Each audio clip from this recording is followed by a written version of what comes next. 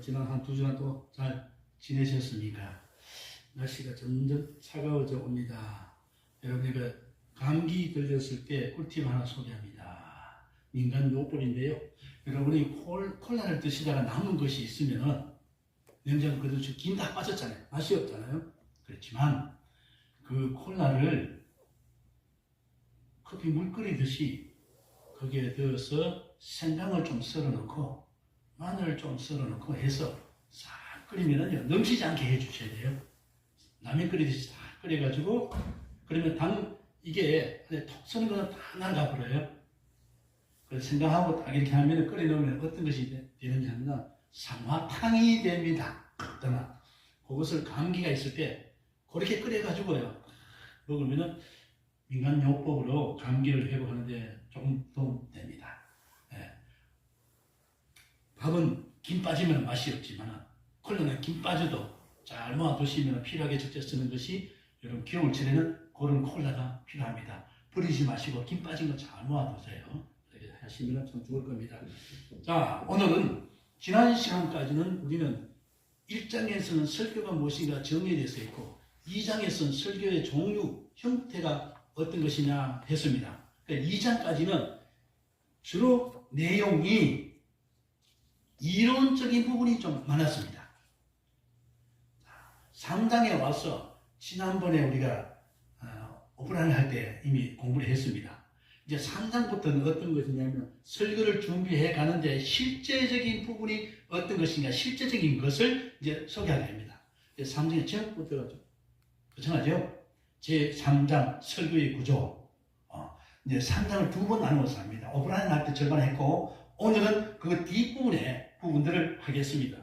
자, 그러면 앞에 우리 오프라인에 공부하고 같이 했던 분들은 앞에 내용을 참고를 하시면서 그러면 이걸 보겠습니다. 설교의 구조가 어떠냐? 제3장은 설교의 구조인데 구조가 어떤 모습이다? 제목 밑에 보면 어떻게 되어 있죠? 계획이다, 설계다, 디자인이다, 이렇게 나왔잖아요. 우리가 일을 해가는 데는 꼭 중요한 게 뭐냐면은 무슨 계획이 있어야 돼요. 그리고 뭘 하면 설계가 있어야 되잖아요.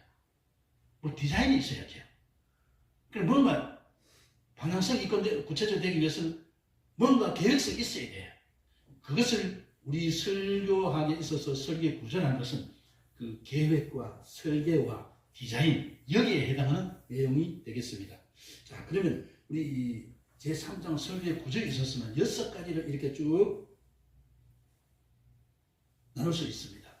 먼저 앞에 세 부분. 지난번에 우리가 공부한 거는요, 오프라인에서 공부한 것은 어떤 내용이 있냐면, 설교의 구조에 있어서 첫째, 제목을 잡아야 돼요.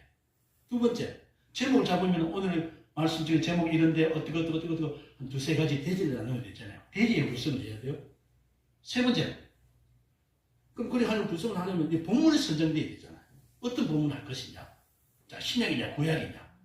뭐, 이런 거 좀 살펴야 되겠죠. 이건 앞에 그 전체적인 통일성이 있어야 됩니다. 대지나 제목이나 본문은요. 그래서 본문을 선정했습니다. 지난번까지는 이런 세 가지, 제목, 설정, 대지 구성, 본문 선정까지 우리가 공부를 했습니다. 한꺼번에 다 다룰 수가 없어요. 시간이 제한되어 있기 때문에. 오늘은 이제 네 번째 때는 설은에 대해서. 설은 준비를 어떻게 해? 설은은 어떻게 해야 돼? 그 다음 설은 다 했으면 본론 들어가야 돼요. 본론은 어떻게 구성을 해야 돼? 자, 설명 다 했습니다. 그럼 맨 마지막에 결론이 오면서 적용은 어떻게 해야 돼? 자, 이런 부분들을 다루면 오늘은 세 가지. 설은, 본론, 결론과 적용, 이 부분들을 공부를 하겠습니다. 자, 앞에 공부한 거 생각하시면서 지금 현재 이 화면에 나와 있는 이 내용을 머릿속에 생각하시면서 큰 제목들 나왔습니다. 자, 그럼 오늘 세 가지를 구체적으로 내려가면서 공부를 해 보겠습니다. 자, 이게 화면에 조금 작게 나왔죠? 키우겠습니다. 시원하게 보이죠? 설은. 자, 지금 이제 여러분이 생각하니까 이제 이론이 아니고 실제적인 부분입니다.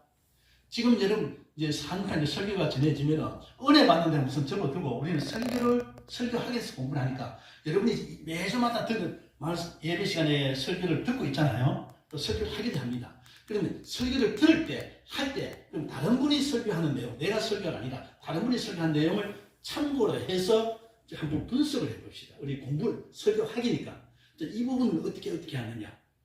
근데 그러면서 내가 설교했을 때 나는 이 부분을 어떻게 해왔는가, 어떤 반응이 있느냐. 다른 분을 설교할 때 이 부분을 어떻게 했느냐. 그것이 나에게 감동이 있나 없나, 은혜가 되나 없나, 이런 것을 한번 분석을 하면서 이제까지 설교 들은 뭐 봉교회 목사님도 있고요. 그 다음 다른 뭐 방송 설교도 여러 가지 있잖아요. 그 부분들을 좀 생각하면서 이제 설교 한 편을 생각합니다. 다른 분 설교하는 걸 좀 생각하면서 비편이라기보다는 학에서 이래 나누고 있으니까 지금 나는 어떻게 했는가, 무슨 문제가 있고 잘하고 어느 분이 설교 잘하냐, 이런 것을 좀 참고를 해봅니다. 자, 그러면 이제 지금부터는 하면은 서론 부분입니다. 서론의 역할이 뭔가 우선 정의를 봅시다. 서론은 청중들의 귀를 여는데 1차적으로 목적을 하고 있다. 그러니까 학교 설교 이제 설교 시간 돼서 다 순서 마치고 앞에 이제 설교 시간이 됐는데 설교하는 분이 목사님 앞에 섰습니다. 서서 이제 설교하려고 하는데 입이 떨어질 직전입니다. 자, 그런데 이제 설교를 어떻게 해야 될까요? 그 처음에 2, 3분의 시간이 그날 설교하는데 어떻게 청중들이 이끌어가는가, 청중들의 마음이 어떻게 열렸느냐, 은혜를 받고 묻고 하는데 굉장히 중요한 부분들. 이것은 뭐니까 대문을 여는 것과 같고, 대문을 딱 열어야 집에 들어가잖아요. 들어가기 직전에 대문 역할을 합니다. 그래서 서론은 청중들의 귀를 여는데, 마음문을 여는데 1차적으로 목적을 두고 있다. 몇 가지가 있습니다. 첫 번째, 기대감을 자극해야 돼요.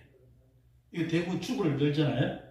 주부를 열면은 본문 어디야? 제목이 뭐야? 이거부터 먼저 본다고요. 그럼 제목을 생각할 거 아니에요. 그 본문하고 제목 보면 오늘 설교는 이런 식으로 되겠구나. 대충 감을 잡습니다만은 실제로는 또 아닐 수도 있고 또 그쵸 나오죠. 그런데 이제 제목 생각하면서 봅니다. 그런데 설교하는 분이 서서 첫마디에 어떤 내용을 전개하냐. 첫째, 이 서론은 기대감을 자극합니다. 오늘 말씀에 어떤 부분이가 큰 기대를 하는 거죠. 뭐지? 감사? 예를 들어서 이런 부분이 있죠. 누가복음 17장에 보면 10명의 나원자가 있는데 그 중에 한 명이 다 나았는데 한 명이 이방인인데 사마리아인이 돌아와서 예수님께 감사하는 부분이 있잖아요. 근데 제목을 잡을 때 이제 앞으로 공부하겠지만 그 제목이 이렇다 합시다. 그 중에 한 명이 9은 어디 갔어? 이렇게 잡았다든지, 왜 한 명만 와서 감사하지? 뭐 이렇게 제목 잡는다고 합니다. 그러니까 왜 한 명만 감사하지? 자꾸 물음표를 하든지 점을 뚝뚝 했어요. 제목이 그렇게 나왔다 하자. 그러면 보는 사람이 어떻습니까? 제목이 심상치 않는데? 아니 뭐지? 오늘 어떤 감사의 내용인지 다른 생각을 할 거네. 그죠? 그 기대가 있어야 돼요. 오늘 설교 한번 갔네?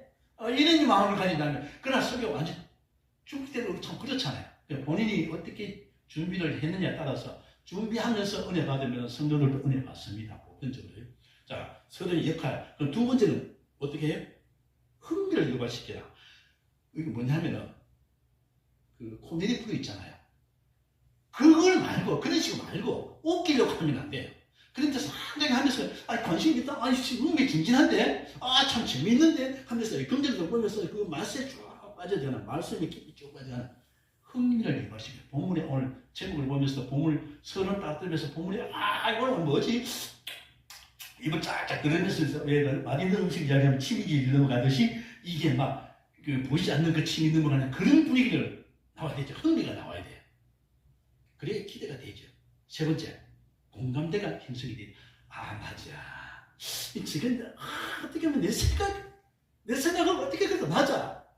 그게 있잖아. 내 생각, 평소 때 생각 그게 했는데, 안 그래도 그 생각했는데, 뭐 이런 게 있잖아요. 자, 인상적인 시작을 위해서. 처음에 어떻게 해요? 나침판의 역할이 된다. 나침판에 가서 산속에 갔든지, 바다를 갔든지, 모르는 위치에 갔을 때는 방향을 잡을 때는 나침판이 굉장히 중요하잖아요. 그것처럼 오늘 설교에 있어서 이 선언은 오늘 설교 전체에 나침판 역할을 한다. 그런데 서론에 몇 마디 잘못해가지고 완전히 죽쓰는 경우가 있잖아요. 좀 지나친 말이면 죽쓴다는 거 잘 실패하거나 뭐 좀 이상하게 잘못되어 가는 거 있잖아요. 요 붉은 글씨를 보세요. 주제와는 동떨어진 얘기를 하는 것은 그 사람이 영성에 문제가 있고 기도가 제대로 안 되고 잘 모른다는 거예요. 우리가 그 처음에 딱 들어서 첫인상이, 사람은 첫인상이 굉장히 중요해요. 설교를 딱 할 때 시작하기 전에 그 첫 마디에 몇 마디 하는 거 있잖아요. 그 내용이 굉장히 중요합니다. 그것이 오늘 본문의 내용하고 연관성이 있느냐 없느냐, 그것을 진행시켜 주죠. 두 번째, 주제와 톤을 같이, 주제하고 오늘 제목하고 이게 뭐 맞아야 돼요. 오늘 이야기하고자 하는 핵심 내용하고 이게 맞아야 돼요.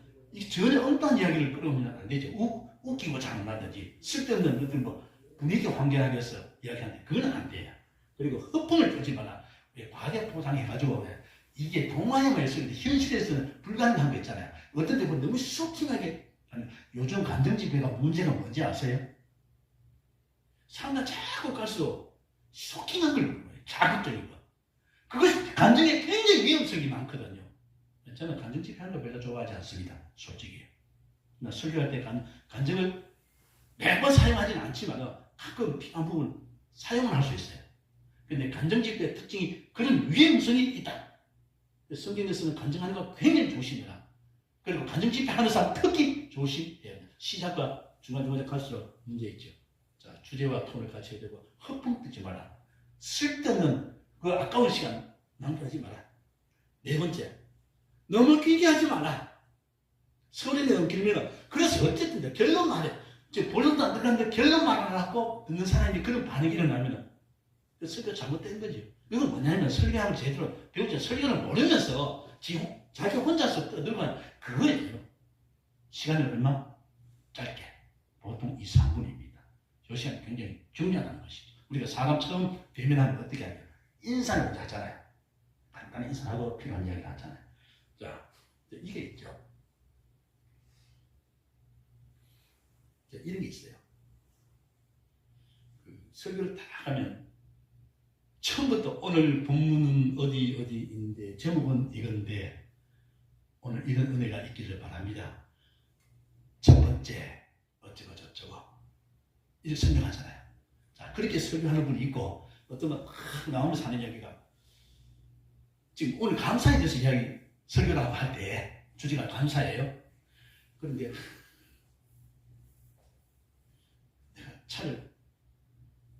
밤중에 차를 운전해 가다가 갑자기 이 문제가 이렇게 사고는 났지만 사고 날 뻔했는데 마침 그 주위에 사람이 있어서 빨리 연락이 되어지고 이러면서 그 위험을 벗어났다.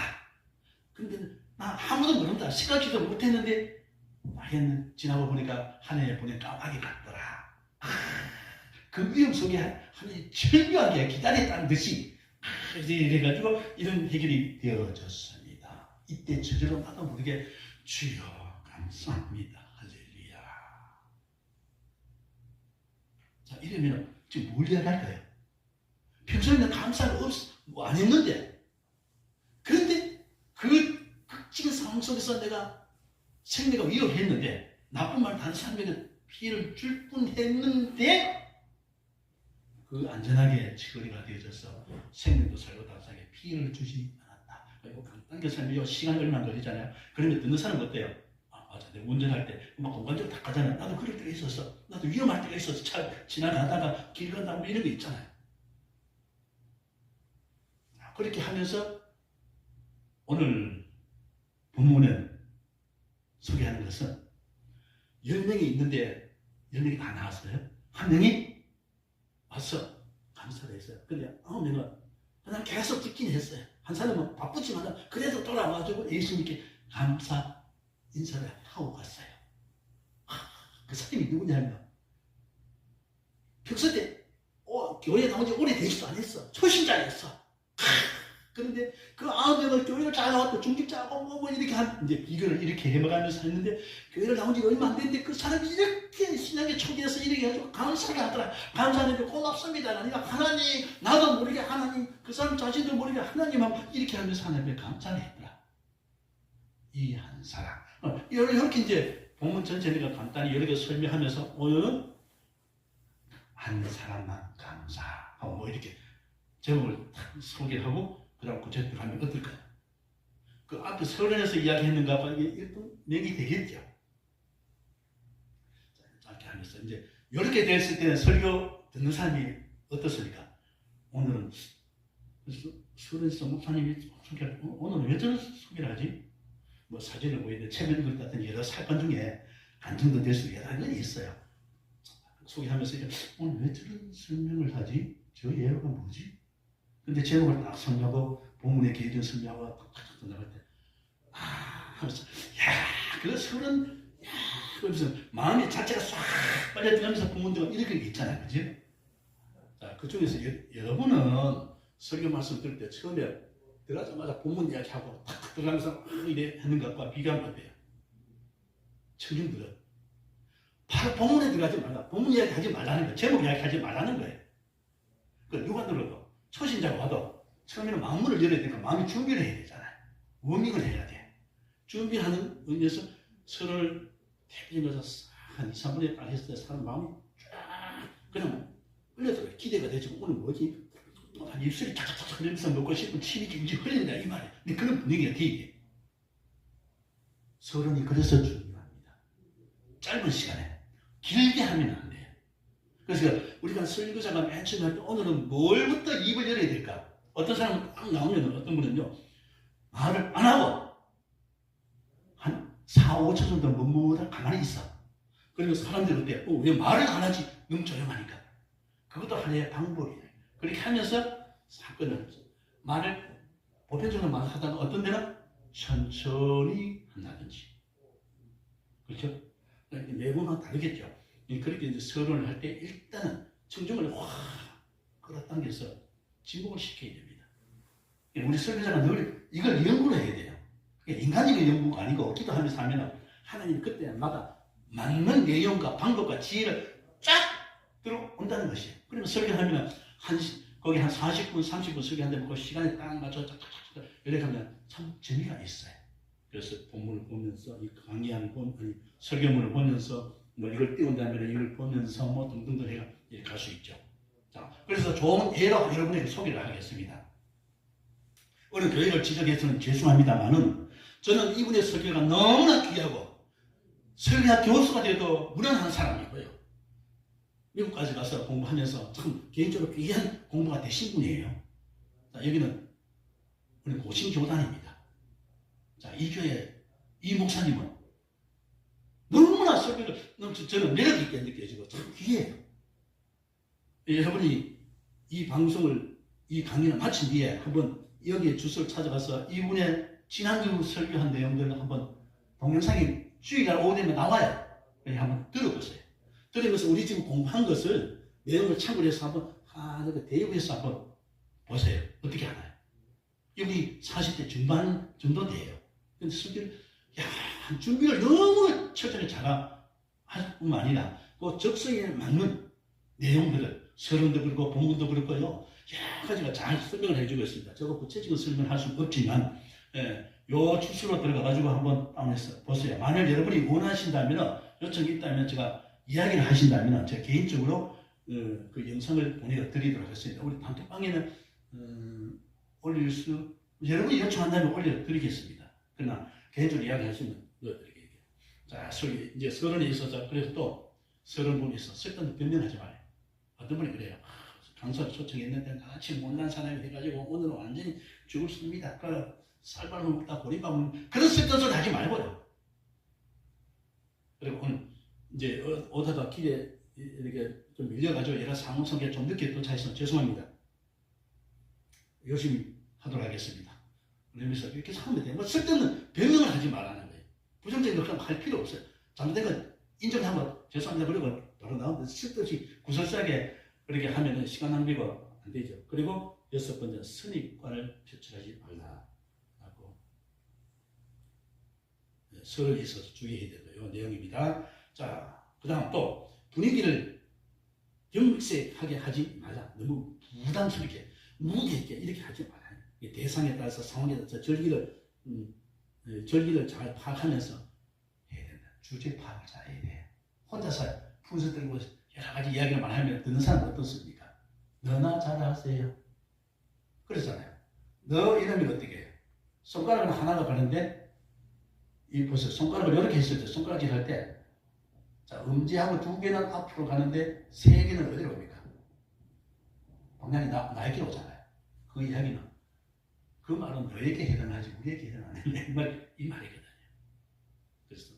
그래서 상황을 잘 파악해야 되죠. 변화를 시켜야 된다. 똑같은 걸 안 되니 매우 달라요. 기도하면은 하나님이 그때 주신단 말이에요. 자, 그러면 구체적으로 이제 봅시다. 서론이 그러하다면은 그럼 서론 준비를 할 때 어떻게 준비해야 돼요? 그러니까 여러분 지금 여기까지 볼 때 딱 매주마다 말씀을 들으면서 설교하는 분이 처음에 어떻게 해요?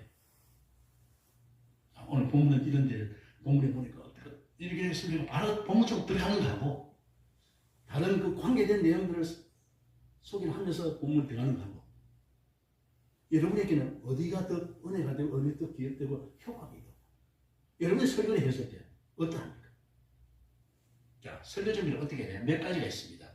서론은 청중들이 하나님의 말씀에 주의를 기울도록 한다. 그럼 오늘 이 방향이 보니까 한 것을 다 모아져 있습니다. 주일학교로 제가 17년을 했거든요. 사역을 했는데 아이들, 어린 아이들일수록요 굉장히 산만해 움직이는 게 정상적이에요.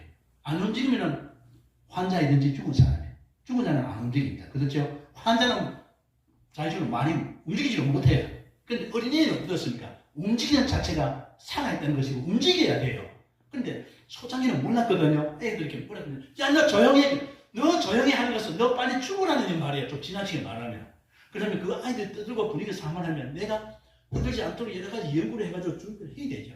그래서 주일학교 사역할 때는요. 항상 허주머니에 아이들이 좋아하는 물건 집어넣어놓고 중간중간 질문을 해가지고 알아맞추면은 주면서 분위기를 잡고 그렇게 하죠. 요즘은 좀 다르겠지만 어쨌든 주의를 기울이게 만들어야 돼요. 서론 준비서 또 두 번째 뭐냐면 삶 속에서 찾아서 간단히 소개해야 돼요. 황당한 거 말고 뭐 책에 어떤 옛날 동화책에 그런 거 이야기 제발 하지 마. 캐캐부분이 옛날 지금 예화는요 간증은 언제 써있느냐면 지금 현대하고 시간이 가까워야 돼요. 40년 50년 전에 그 이야기를 하지 말아요. 어떤 분은 어떤 목사님은 설교하면서 어떻게 하냐 내가 지금 그분이 은퇴를 해가지고 90이 다 돼가는 분이 80 후반인데요. 옛날 20대 군에 갔을 때 그 예화를 쓰더라고요. 그런 건 예화가 말 반지하지 안 해요. 예화가 맞게. 그리고 삶 속에서 찾아보면 너무 많습니다. 또 우리 서론 준비해서 준비할 게 또 어떤 거 있습니다. 세 번째 보니까 설교 주제를 이해를 해야 된다. 오늘 설명할 오늘 감사에 대한 메시지를 전해야 되는데 감사에 대한 핵심점이 이다다. 그러면은 그 서론에 있어서 그 관계된 이야기 하라는 거, 쓸데없는 이야기 하지 말라는 거예요. 대부분 지역적인 이야기를 굉장히 많이 하고 있습니다. 네 번째, 메시지가 더 성령에 와닿게 준비해야 되는 거예요. 뭐냐면 서론을 쫙 하면 벌써 본론에서 이야기하는 그 전개되어 있는 그 설교의 내용들 대충 감을 잡을 수 있어요. 그래서 영적으로 성장한 분은 서론을 들으면서 오늘 본문의 방향이 이런 내용을 하는구나 하는 것을 나름대로 방향을 잡으면서 가는 거예요. 그러면서 어떻게 늘 생각하면서 중간에 예화가 들어가고 여러 가지 소개를 하면 이 증명이 되는 거죠. 자, 또 성령에 와닿게 해야 되고요. 다섯 번째, 귀를 기울이도록 하는 분위기를 잡아야 돼요. 자, 이거 있죠. 목사님 서론하기 전까지 그때까지는 눈이 바닥바닥 목사님 나오셔서 몇 마디 벌써 하는데 몇 분도 안 되고 1, 2분도 지나면 벌써 그들면 시키지도 않는데 거기에 끄떡끄떡 아멘. 그건 아멘이 아니죠. 그때부터 눈을 감고 그냥 주무시는 거예요. 그런데 귀신같이 어떻게 아나요? 설교 끝날 무렵 되면 그때는 배가 정확하게 자동에 입력이 되는 거지. 그런 성도들이 있잖아요. 설교 시에만 잠만 자는 거. 어쩌다 저도 좋을 수가 있어요. 설교, 제가 예배 들어가면 꼭 준비하면서 하나님 오늘 헛된 생각 같은 거 졸지 않게 해달라고 기도를. 매주마다 똑같은 일을 하거든요. 그럼 많은 청중들 중에서 그 시간만 되면 좋다가 끝날 때 되면 눈이 바짝하고 뜨고 정신 차려가지고 딱이 나서 그 사람 그는 병이에요. 그 사람 올바른 신앙이 아니에요. 그 중직자 중에 그런 분이 있거든요. 그러면 우리가 설교자는 그런 거 잘 살펴가지고 잘 만들어야 되죠. 자, 그러면 이제 그런 경우에 일단은 뭐 이제 소리에 변화를 준다든지 뭐 찬양 또 어쩌다가 또 오늘 메시지와 관계된 찬양을 한 1절, 2절 한다든지 뭐 여러 가지 방법이 있잖아요. 어쨌든 그 잠자는 사람은 잠자는 사람을 좀 깨울 수 있는 기도하면 하나님 제시해 줍니다.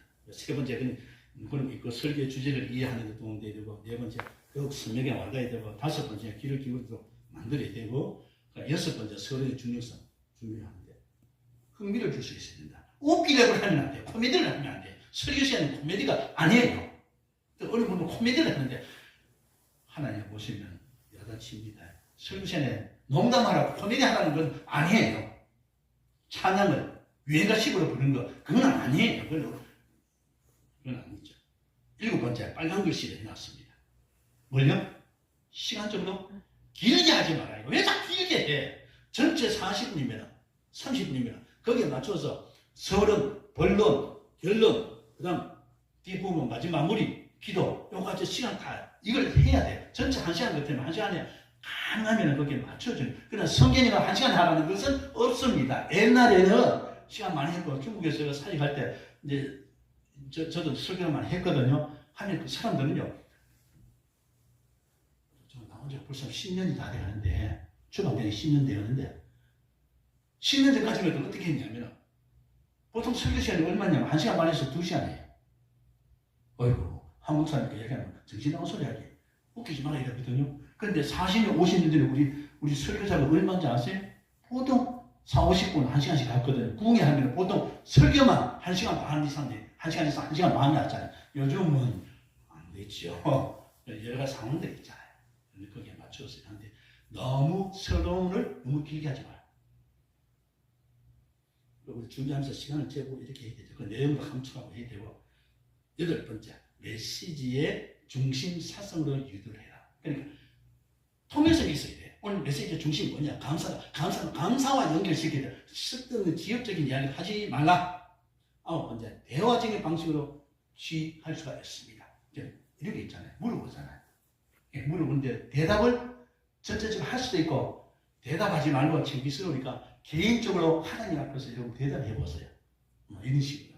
여러 가지가 있죠. 어떤 손을 들어보라든지, 여러 가지 방법이 있습니다. 자, 이렇게 하면 이 분위기가 전체가 돌아가죠. 그 서론, 이제 지금 서론을 했습니다.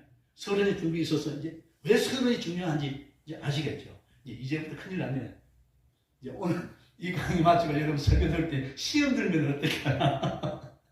설교하시는 분들이 은혜는 받지 않고 학적으로 따지게 하시면 에이 아닌데 이렇게 따지면 안 되고요.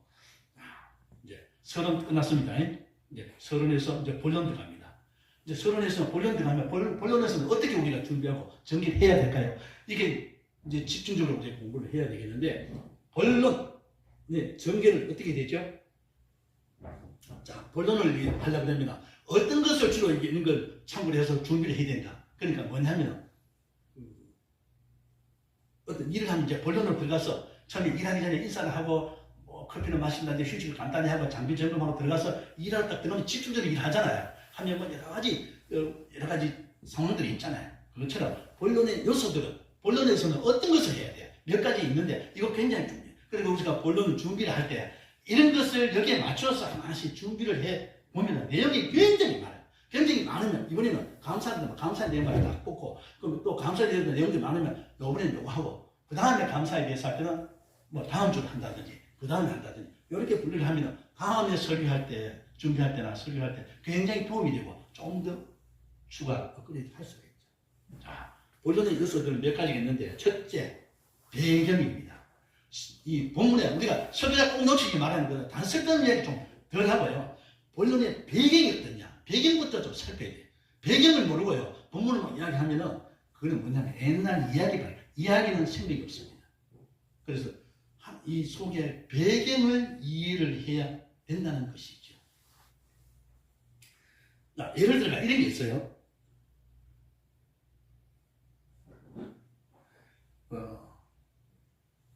누가복음 15장은 비유장입니다. 두 번째 비유가 뭐죠? 그 비유 중에서 이거 있잖아요. 이른 드라크마 하나. 근데 본문을 보면 3절인가요? 4절인가요? 굉장히 짧아요. 근데 내용이 굉장히 풍부하게 많아요. 근데 거기서 보면은 한 여인이 드라크마 10개가 있는데 한 개를 잃어버렸어요. 그게 뭐냐면 결혼할 때 되면 이 여자분들 면상으로 쓰잖아요. 좋습니다. 이게 멸류관같이 만들잖아요. 근데 그게 옛날에는 그들에게 있어서는 어떠냐면 여기에 은전, 이게 드라크마가 10개가 이렇게 있었는데 그 주로 언제냐면 초청 받았을 때 결혼식이나 특별한 그런 연회에 있을 때 초청할 때 부부가 같이 가는 거예요. 갈 때 그걸 반드시 착용을 했는데 근데 어느 날 약속을 받고 이제 준비를 하는 가운데 그걸 준비하는 가운데 보니까 큰일 난데 하나를 보니까 아무리 찾아도 없어요. 그 없다는 것은 무엇을 의미하는 거냐? 나는 부부간에 문제 있다. 이혼을 했다. 정상적으로 혼인관계에 문제 있다. 뭐 이런 뜻이에요. 근데 이거 굉장히 중요해요. 하나가 있고 없고 아주 중요한 거예요. 다른 걸 대신할 수 없어요. 그래서 이 본문에서 보면은 그런 맥락을 생각해서 반드시 찾아야 되기 때문에 처음에 슬쩍 객관적으로 보다가 없으니까 불을 켜고 빗자루가 쓸고 아주 구체적으로 찾는 게 있죠. 그 찾을 때 간절하잖아요. 그런데 수고를 해서 해가지고 시간을 만들어서 찾았는데 그 찾았을 때 그 중요성이 하나가 얼마나 중요한지 찾았을 때 어떻게 해요? 와 찾았다! 야다 법승하고 떠들고 하는 것이 아니고 자기도 1차는 자기 본인이 굉장히 기쁘고 즐겁고 춤을 춰야 되죠. 노래해야 되죠. 감사해야 되죠. 그러면서 어떠냐 이웃 사람들을 불러가지고 함께 기뻐했다. 이게 복음의 메시지의 중점입니다.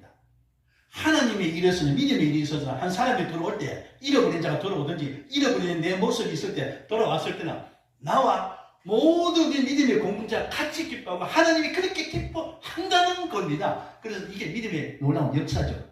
안 믿는 세계에서는 자기 혼자만 기쁘면 끝나는 거예요. 자, 여기에서 아까 설명했잖아요.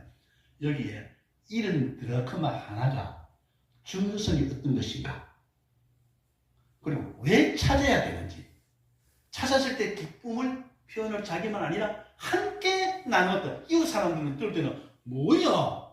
정신 나갔어? 이렇게 할 수 있지만 여차차 이래가지고 했다 하면은 모두 다 내일같이 기뻐해 준다는 거야. 결혼식에 신부와 신랑이 기뻐하는 그 이상이었더라는 거예요. 그래서 이런 배경들을 살짝 설명하면 듣는 사람들 어떠세요? 그냥 집중돼서 아주 이건 기록은 안 해도 선명하게 머리가 마음속에 싹 들어오죠. 여기서 이 여인의 뭐지 잃어버렸지? 잃어버리고 어떻게 했나? 찾을 때 심정이 어땠나? 찾은 뒤에 표현이 어땠나?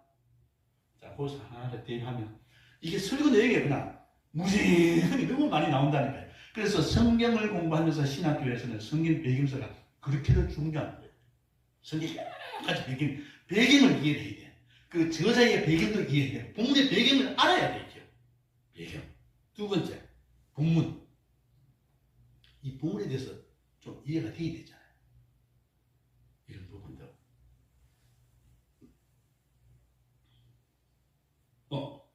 본문의 그 강연 좀 보시고요. 문맥을 봐야 돼요.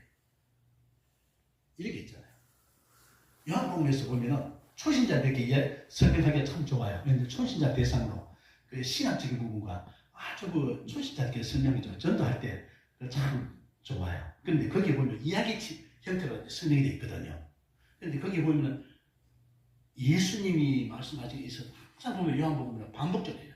진실로 뭐 이런 부분이 있어요. 그리고 그거 보면 그때에 한 장을 시작을 하는데 그럼 그때의 이해를 하려면 어떻게 해요? 앞에 장의 내용을 이해를 해야 돼요. 그리고 보면 뭐 그렇지만 또 이런 있어요. 문맥이 있어요. 이 말의 문맥이. 그런 문맥들을 좀 잘 살펴보면 설계권이 또한 많아요. 그런데 그 8장에 요한복음 8장에 보면 가늠하다 여인이 잡히다 현재 잡혀왔잖아요. 그 1절에 시작할 때에 그 문구가 뭐라고 했나요? 그 8장 1절의 내용을 이해하려면 그 앞에 7장의 내용을 이해하지 못하면 모르면 8장이 이 사건 내용을 이해할 수가 없어요.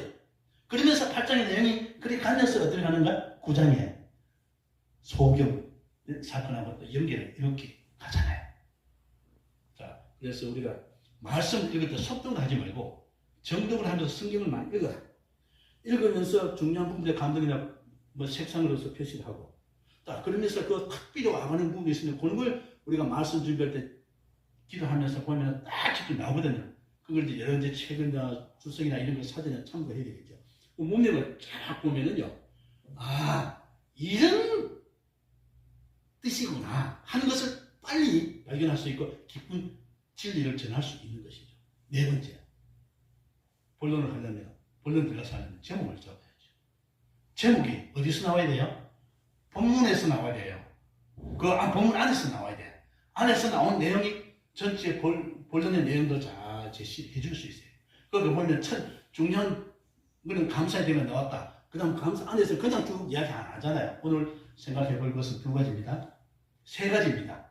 그러면서 어떤 분은 그러죠. 딱 전개해 갈 때 오늘 제목은 감사합니다. 왜 한 사람만 와서 감사했나요? 라고 제목을 잡았을 때 그러면 오늘 세 가지로 살펴보겠습니다. 첫째, 둘째, 셋째, 이런 모습으로 내용들을 우리 구체적으로 살피면서 은혜 받겠습니다. 이렇게 하시는 분이 있고 어떤 분은 첫째, 그리고 쭉쭉쭉 설명하고 그 다음 넘어가서 둘째 하잖아요. 가능하면 이 계략적인 앞에 먼저 설명해 주는 게 좋아요. 그게 뭐냐면 이제 제목하고 이제 서론 끝났어요. 들어가서 오늘 제목은 이것인데 오늘 생각해 볼 것은 두 가지입니다. 이런 겁니다. 그건 뭐냐면 미리 이야기를 해주면 제목만 이제 그 돼지죠. 그러면 돼지만 전해주면 어때요? 사람들이 두 개래, 뭐래? 생각하면서 그네 앞에 서론하고 연관시키고 본문하고 생각을 하게 되고 또 내 생활하고 또 비교를 해가면서 이렇게 하니까 은혜가 되고 막 기록을 하잖아요. 기록에 내용이 있다는 거예요. 그날 마치고 나면 뭔가 탁 있어요. 그런데 예배 마치고 나면 뭐 했지?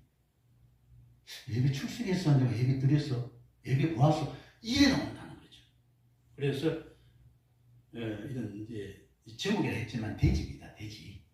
오늘 돼지 몇 개, 돼지 내용들 이런 거 좀 설명하는데 그 안에 준비를 앞에 세 가지 했는 내용들을 쭉 해서 거기서 우리 전체 연구를 했다면 준비를 했다면 거기서 돼지가 오늘 몇 개 나오는가? 그거 나오죠. 이제 이런 돼지들은 어디서 나와야 돼요? 자기 머리에서 나오는 게 아니고 본문 안에서 주어진 대로 찾아내야 돼요. 본문에서 준비해야 돼요. 내가 인위적으로 이렇게 하는 건 아니라는 거예요. 다섯 번째, 인용구가 있어요. 이렇게 보면 여기 있잖아요. 본문 중에서 보면 이 말씀이 어디서 왔다 이러잖아요. 구약 어디서 왔다, 신약 어디서 왔다. 그러면 예수님의 탄생에 대해서 설명할 때에 어디서 왔어요? 우리가 얼마나 할 수 있는 게 700년 전에 이사야 선지자 성경 어디에? 거기서 예언했다.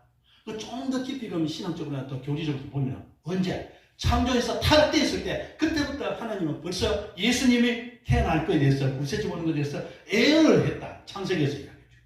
그걸 먼저 얘기하면 좀 이해가 안 되지만 이사야에 대해서 앞쪽에서 벌써 7년 전에 이렇게 나왔는데 이런까지 이야기했다. 언제쯤 온다. 라고 했다.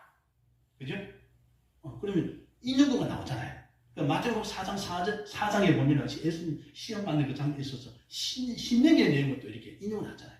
그래서 우리가 성경을 또 많이 읽고 신구약을 잘 해서 이 신약의 설명을 할 때는 구약에 예언된 게 뭐냐? 구약을 할 때는 신약에 있는 거고. 그래서 제가 금요일 설교를 하려고 준비했던 내용 중에서 뭐냐면 감사에 대해서 있는데 누가 그 17장을 할 것이냐? 들어오는 것이 많은 것 중에 신명기 6장에 있는 내용 9절에서 13절까지 내용을 할 거냐? 그 중에서 보면서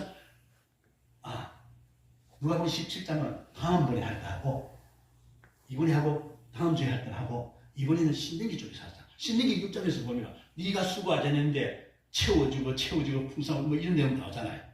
그걸 이제 추수감사절의 본문으로 잡았어요. 자, 그러면 근데 거기서 보면 또 인용하는 부분이 이리저리 있거든요. 예를 들면 이제 그렇다는 거죠. 인용구를 우리가 성경은 성경으로 이해를 해줘야 되고 대답을 해줘야 되고 증거를 삼아야 되는 거예요. 그러니까 자꾸 인위적으로 우리 삶 속에 있는 거 자꾸 끌어들지 말고 하면서 그와 유사한 우리 생활 속에서 있으면 그걸 연결시키면 더 좋겠죠. 그래서 말씀이 있는데 적용을 해주면서 인용해주면서 그 다음 우리의 삶 속에서 구체적으로 적용하면 좋은 설교가 되는 거죠. 여섯 번째 또 뭐예요? 삶의 정확. 뭐냐면 그때 생활이 어땠느냐, 내 생활은 어땠느냐.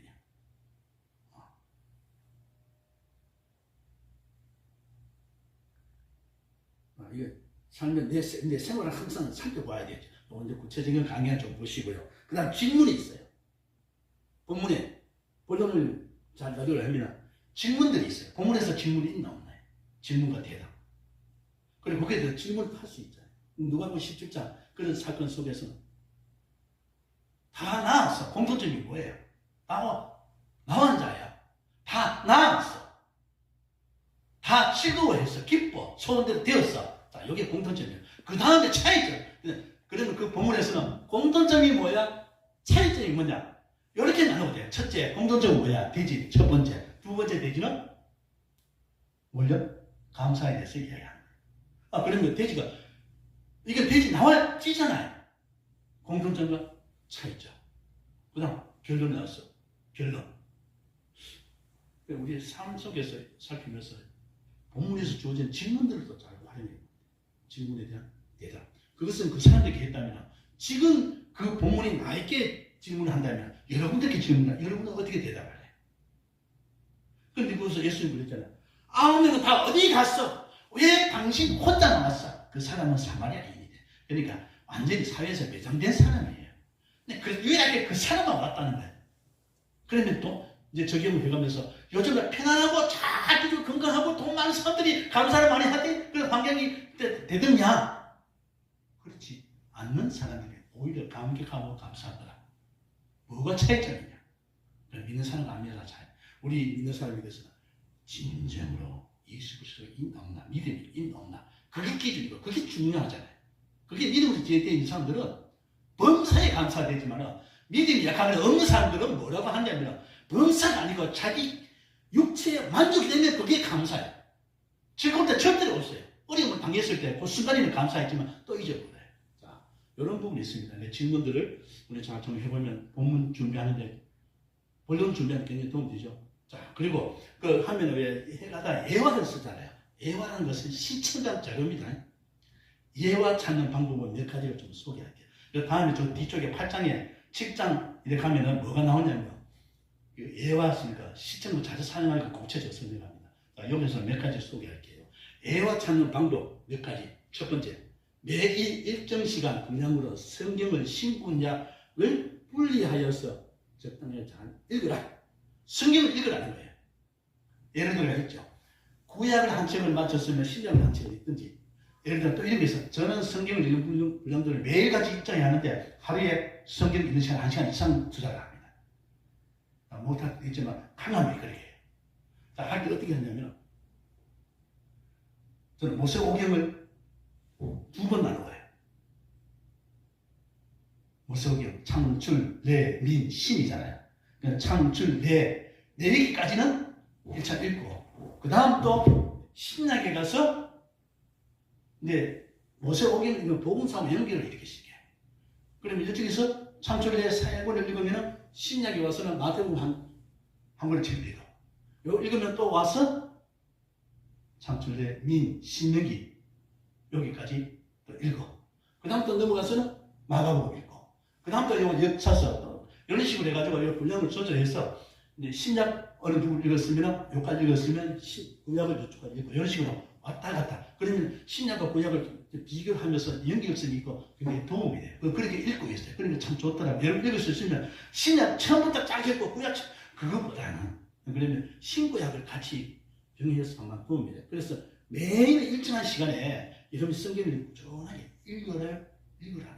어느 날 많이 읽고 저기 그러면 안 돼. 식사도 음식도 한꺼번에 많이 먹으면 절대 고기는 절대로 한꺼번에 많이 먹으면 안 돼요.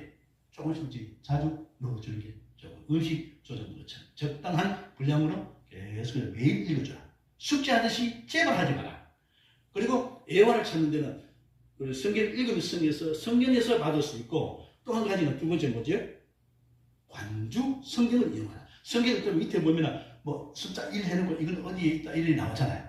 그런 관주를 유심히 보고 거기에 따라서 꼭 확인을 해봐라. 요즘 성경은요 밑에 설명 쫙 있는 그 성경 보지 마세요. 그게 오류가 좀 있어요. 주관적인 거 많아요. 제일 좋은 성경은 관주 성경 좋아요. 관주. 그러니까 밑에 보면 숫자를 해놓고 밑에 이거는 어디 이렇게 되어 있거든요. 또 관주 성경만 되어 있는 성경은 또 좀 구체적으로 나와 있는데 그런 성경을 우리 설교자는 반드시 그 성경책을 참고해야 되고 있어야 되고 그걸 가지고 해야 돼. 그걸 알고 가면 쓸데없는 소리만 하게 됩니다. 세 번째, 여호와에 있어서 같은 내용과 단어가 있으면 반드시 연결을 하여서 긍정적으로 부정적으로 확인을 하여서 읽는다. 이건 뭐예요? 내용을 보면 성경에 장단점이 다 있잖아요. 긍정과 부정이 이렇게 나와 있거든요. 그러니까 내용과 단어를 다 보면서 눈이 띄어지면 주의해서 읽어라. 우리가 설교하고 공부하기 전에 처음에 서론으로 우리 뭡니까 묵상을 할 때나 성경 공부를 할 때 말씀 준비를 할 때 이래가지고 29가지 내용을 서론에서 우리가 쫙 공부했거든요. 그 내용에도 나와 있어요. 자, 이걸 참고로 해서 이런 내용과 단어가 있으면 좀 깊이 찾아보라. 요것만 집중해도 요 부분만 가지고도 얼마든지 설교를 잘 할 수 있습니다. 준비됩니다. 여기 밑에 보세요. 여호와에 대하여서 구체적인 것은 어디에? 제5장에 가서 그런 걸 좀 더 구체적으로 다루도록 하겠습니다. 여기서 개요적인 것을 합시다. 그리고 본론에서 우리가 또 다뤄가는데 또 어떤 것을 해야 되느냐 하면은 뉴스를 하는 거, 기사거리. 그러니까 왜냐하면 우리가 살고 있는 현실이거든요. 현실에서 이런저런 사건들이 많잖아요. 뭐 좋은 일도 있지만 안 좋은 일, 하여튼 뉴스거리가 많이 있어요. 그런 뉴스거리를 잘 살펴보면 지금 왜 금년 여름은 왜 그렇게 더웠어? 왜 요즘 이래? 왜 사람이 이렇게 포악해졌어? 옛날에는 지전파가 있었어. 지전파가 언제나 80년대 중반에 지전파의 그 살인범이 있었거든요. 그 사람들 어떻게 마음에 안 들어서 딱 잡아가지고 집에서 사람을 갈아가지고요. 고기를 구워 먹고 그랬어요. 어느 곳에 집을 준비해가지고 하면서 고기를 불고기 먹듯이 그런 식으로 먹었거든요. 이제 그런 뉴스를 듣을 때 지전파라 했어요. 지전파는 말이 이상하잖아요. 나는 그걸 딱 들으면서 딱 성경을 읽었을 때 시편에 보면 지존하신 하나님 어떻게 지존 이런 말 있잖아요.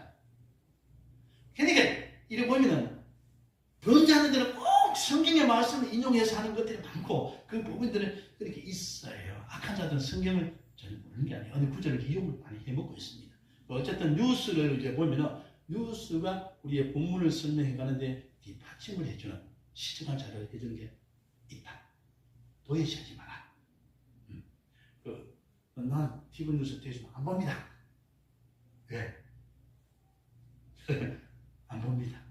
그러나 이 폰에서 뉴스는 그런 거는 보고 그렇게 하고 있습니다. 자, 세계 뉴스는 어떻게 보냐면 KBS 1TV를 보면은 저녁 9시 뉴스를 마치면은 9시 40분에 보면 세계는 지금이라는 게 있어요. 토요일마다 하는데 그걸 보면 전 세계 한 주간 있었던 것을 소개를 해줘요.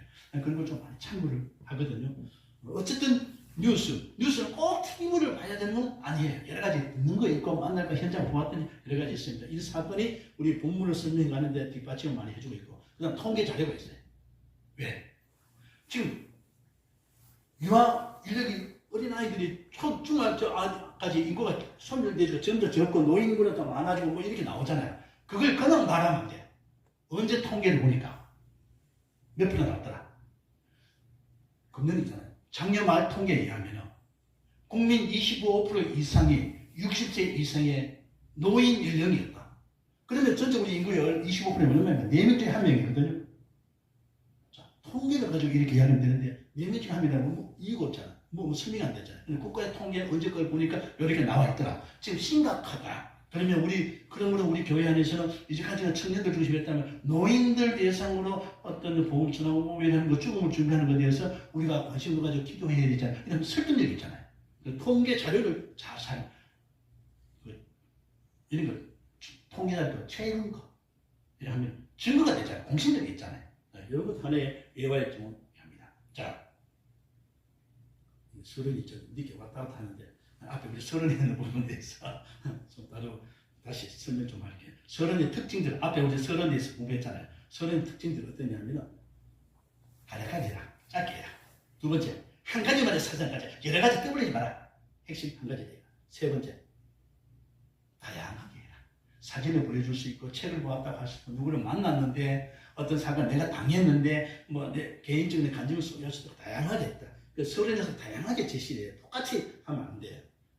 자, 서론 이게 어떻게 준비되어 일이 됐는데 본문 계속 본문의 상황입니다. 본문에서 이제 준비해 가는데 아까 예화를 쓰는 거고 자료를 준비하고 구성해 가는데 어떤 것이냐 그것이 있는데요.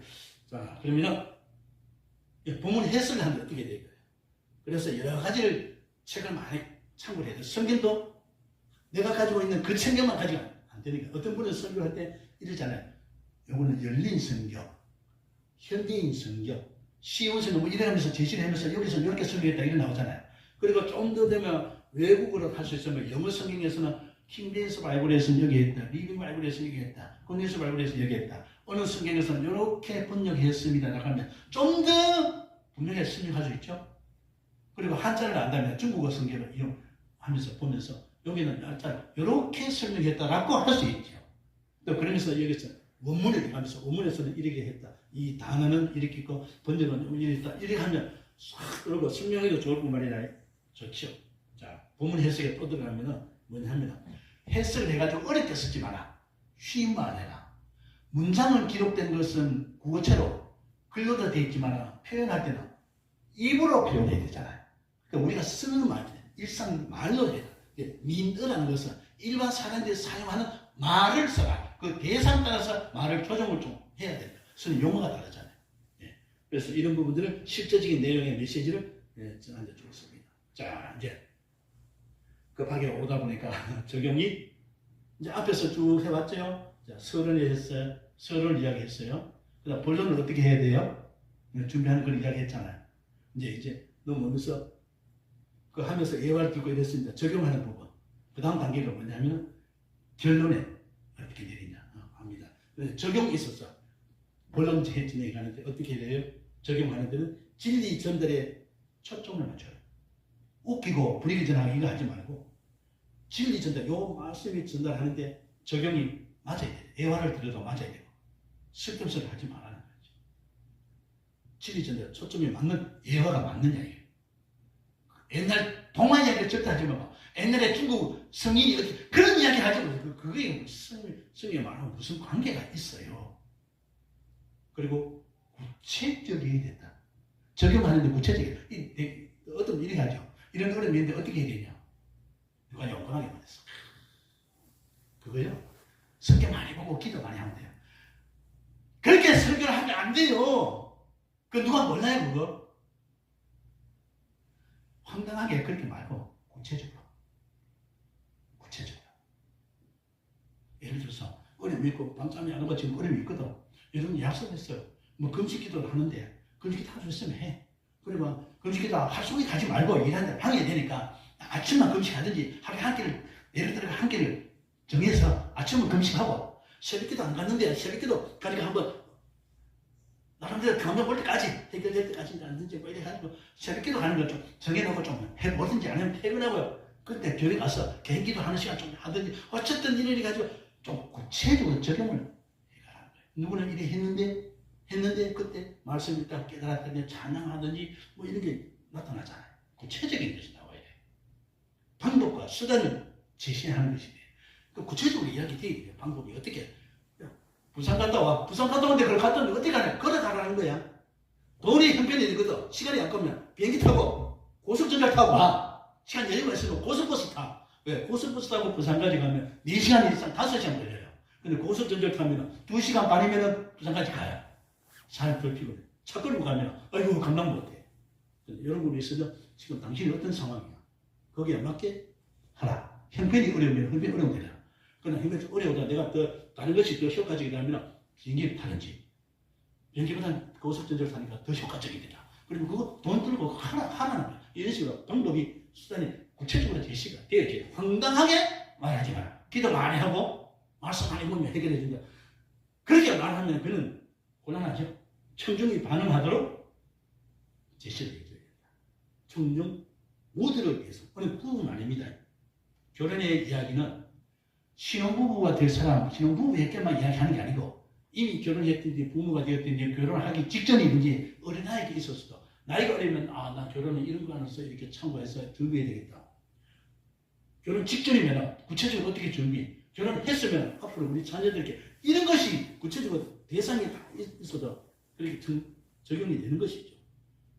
확실하고 가능한 것을 반복되지만 확실하고 가능한 것. 자연스러워야 돼요. 생활과 밀접한 내용이 있어요. 생활과 관계돼요. 생활하고 관계없으면 안 되잖아요. 8번째, 흑백의 논리로 이거 아니면 저거다. 그거는 아닙니다. 그리고 해석분자 되라. 그 말은 아니고 보았을 때 객관적이어야 되는 거예요. 주관적으로 자꾸 이야기하면 안 된다는 것이죠. 다양한 상황들을 케이스를 참고하면서 거기서 승려께서 어떻게 간섭하시니까 봐야 되고요. 9번째, 적용을 위한 질문을 사용하는 것. 그것도 좋죠. 자, 이렇습니다. 저는 이렇게 했습니다. 본문에서 이렇게 했어요. 저 같은 데 이렇게 하려고 합니다. 그런 감동이 있습니다. 여러분은 어떻게 하겠느냐? 여러분 당사자 안 해도 제3자라도 3자가 다른 사람에게 도움을 줄 때 어떻게 말할 수 있느냐? 뭐 이런 거 있잖아요. 그렇죠? 적용의 몇 가지 원칙들을 살펴보면 삶을 잘 관찰하라. 우리 생활 관찰을 점검해야 돼요. 그게 없으면 설교가 안 됩니다. 설교는 강의가 아니잖아요. 한 번 하고 마는 거 아니에요. 설교를 한다는 것은 내가 그렇게 나도 하고 있고 나도 그렇게 하겠습니다. 우리 같이 합시다. 그 고백 아니에요. 그죠? 나는 할 수 없지만 이 말씀을 통해서 하나님 주셨으니까 하나님 인도하신다 믿고 하면서 하나님 힘 주시길 바라면서 하면서 힘써서 하는 것 아닌가요? 자, 적용시에 주의했죠. 몇 가지 적용이 특정한 개인의 사생활에 관해서 말하지 마라. 그래서 이거 있잖아요. 아까 신방할 때 앞전에 우리 이야기할 때 뭐래 신방할 때 듣기는 듣되 조심해야 된다죠. 그거 가서 설교할 때 그 신방에 대한 내용 언급을 하면 안 돼요. 유사하게 설명해도 안 돼요. 그래서 밑에 붉은 글씨 보세요. 입은 무거우라. 귀는 커지고 입은 그래서 설교자가 저는 경험에 의하면 참 신방을 갔다 오면 너무 힘들어요. 듣지 말아요. 차라리 안 들었으면은 안 보았으면 더 좋은데 들었기 때문에 난 그런 말 하지 않았는데 저분들 자꾸 오해를 하게 돼요. 그럼 말 표현하면 이거 나보고 그런다고 막 이렇게 오해가 되거든요. 입은 무거워야 돼요. 설교자가 제일 중요한 것은요. 입 조심해요. 듣기는 듣고 말하지 조심을 하라는 거예요. 두 번째, 지나친 비약이나 추억 그리고 무리한 적용은 하지 마라. 말도 안 되는 것 억지로 짜내가지고 그러니까 하지 말라는 거예요. 추억을 하지 말고 동화성에 있을 때 그러니까 지나친 말에 조심해야 돼요. 세 번째, 적용 시 혈액이 없거나 목표가 불확실하면 하지 마. 혈액도 아니고 그냥 억지로 끼워 맞춰야 되겠다. 그런 식으로 하지 말아요. 감동도 안 됩니다. 자, 마지막 시간대 다 됐습니다. 자, 결론. 운동 전개에는 끝나기 2, 3분의 시간은 아주 중요하다고 합니다. 그렇죠? 이제 곧 축구 세계 월드컵 상황이 옵니다. 또 올림픽 때 오면 어때요? 끝나기 직전에 다투잖아요. 농구 같은 거는 몇 초 사이에 그냥 3점짜리, 2점짜리 올라가잖아요. 그러면 결론에서 어떻게 돼요? 설교를 마무리 짓기 위해서 전 재능을 위해서 중요한 부분들을 다시 한번 언급할 수가 있습니다. 청중들에게 마지막 메시지를 전하기 위해서 새로운 것은 절대 하지 마라. 그리고 개인적으로 결단을 위해서 감사, 반드시 설교에는 나타나는 게 죄를 지르게 돼요. 감사가 있어야 돼요. 회개가 있어야 돼요. 고백, 결심, 헌신, 찬양, 어떻게 이런 부분들이 설교에서 나타나야 돼요. 이게 없이 윤리도도 강인하면 안 돼요. 네 번째, 적용을 위해서 어떻게 해야 돼요? 늘 우리 자신을 돌아보면서 점검을 하고. 점검에 지금 제가 강의를 하는 거 보면은 맨 첫 시간에 강의했을 때와 그 다음 오면서 뭔가 좀 달라지는 부분이 있죠. 왜냐하면 강의를 한 것을 저는 영상으로 계속해서 보고 있어요. 체크를 하는 거죠. 점검을 하죠. 아이고, 이런 말이, 이런 표현이, 이런, 이렇게 자꾸 이야기하거든. 근데 그런 걸 제가 나름 체크를 해서, 그 다음에 좀 더 반영을 해서 될 수 있도록 하는 겁니다. 그래서 설교하면 배우면서도 참 어렵지만은, 그러나 설교하기라는 것을 제대로 알고 설교를 해야지. 설교도 모르면서 자기 마음대로 하는 건 그건 설교가 아니다.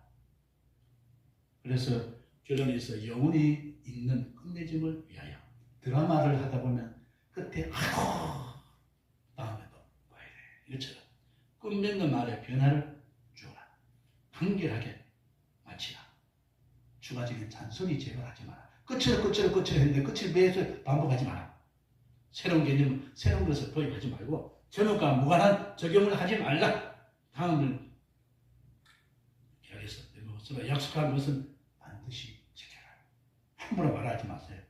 원고를 보지 않고 할 수 있어요. 왜냐하면 총 정리되잖아요. 어설픈 사고는 하지 마라. 확실하게 하고. 자, 결론 특징 이런 게 있습니다. 결론에서 하지 말라는 거 짧게 아주 짧게 해라. 반복 말하지 말고 서론처럼 결론도 시간이 짧게 해야 된다. 첫째, 변명하지 마라. 둘째, 개헌된 의제와 격한 감정을 하지 마라. 그래서 이 아나운서들이 방송사에 가서 이게 감정을 잘 조절해야 되거든요. 문답에서 같이 울면 안 돼요. 설교자가 특히 어떤 부분 굉장히 같이 격하잖아요. 그런 분들 좀 조심해야 되겠고, 동일한 형식의 결론을 피하라. 매번 서론처럼 고정된 틀에서 벗어나 이렇게 하시고 저를 할 수가 있습니다. 유머를 농담한 이런 거는 웃기는 소리 하지만 끝 관계한 순간에 있어서 어떤 내용을 부과하는 것을 피하라. 원고에 있는 대로 하라. 끝! 야, 이런 것을 생각하시면서 이번 시간에 설교 구조에 있어서 두 번째로 했습니다. 이런 부분들을 잘 참고하셔서 여러분 본문을 중심으로 해가지고 준비해 갈 때 어떻게 해야 되는가 한번 좀 잘 참고해서 더 귀한 사역이 되시길 바랍니다. 수고들 하셨습니다. 다음 시간에 뵙겠습니다.